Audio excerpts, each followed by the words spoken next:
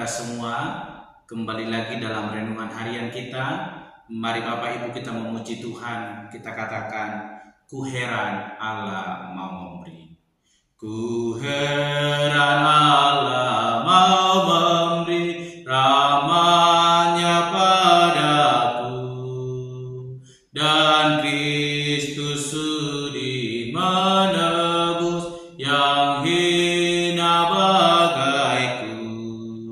Namun ku tahu yang ku percaya, dan aku yakin kan kuasanya. Ia menjaga yang ku taruhkan hingga harinya kelak. Amin. Mari Bapak Ibu kita membuka Alkitab kita dari Injil Yohanes pasal 13 ayat pertama sampai dengan yang ke-17. Kita akan membacakannya. Injil Yohanes pasal yang ke-13 ayat pertama sampai dengan yang ke-17. Demikianlah firman Tuhan dengan perikop Yesus membasuh kaki murid-muridnya. Sementara itu, sebelum hari raya Paskah mulai, Yesus telah tahu bahwa saatnya sudah tiba untuk beralih dari dunia ini kepada Bapa. Sama seperti Ia senantiasa mengasihi murid-muridnya, demikianlah sekarang Ia mengasihi mereka sampai kepada kesudahannya.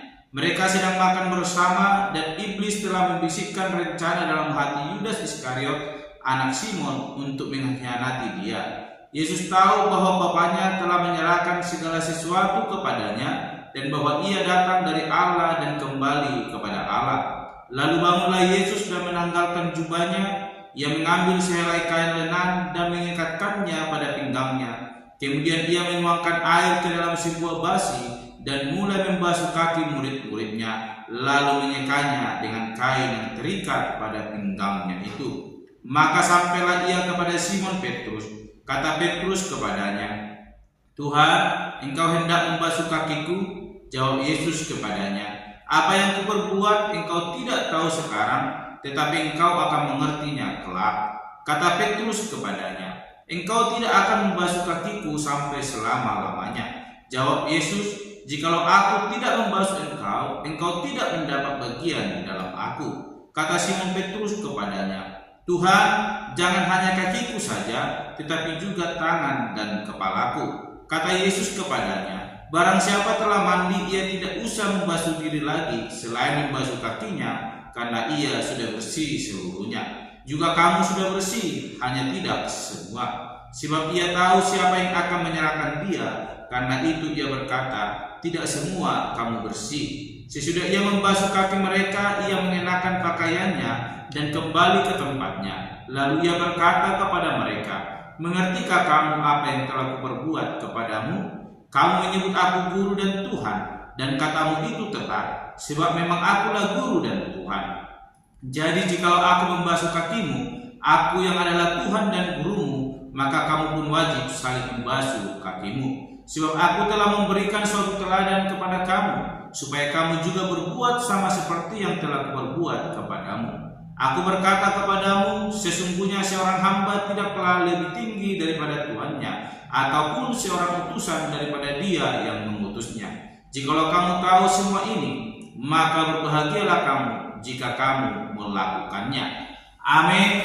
Bapak Ibu, saudara-saudara yang terkasih di dalam nama Tuhan Yesus Kristus, kita kembali merenungkan firman Tuhan, dan saya memberikan tema bagi kita semua, yaitu mengetahui dan melakukannya. Sekali lagi, mengetahui dan melakukannya. Bapak Ibu, saudara terkasih, menjelang hari Paskah, di mana waktunya Yesus akan ditangkap dan disiksa, menderita atas setiap perbuatan kita. Yesus makan bersama dengan murid-muridnya, dan di sini Yesus menunjukkan kasih yang begitu besar kepada murid-muridnya, di mana Yesus adalah seorang guru dan Tuhan bagi murid-muridnya. Namun Yesus merendahkan diri di hadapan para murid-muridnya, mengikat pinggangnya dan menjadi seorang pelayan bagi murid-muridnya. di mana Yesus membasuh kaki murid-muridnya yang seharusnya dia sebagai guru dan Tuhan harus mendapatkan pelayanan yang istimewa.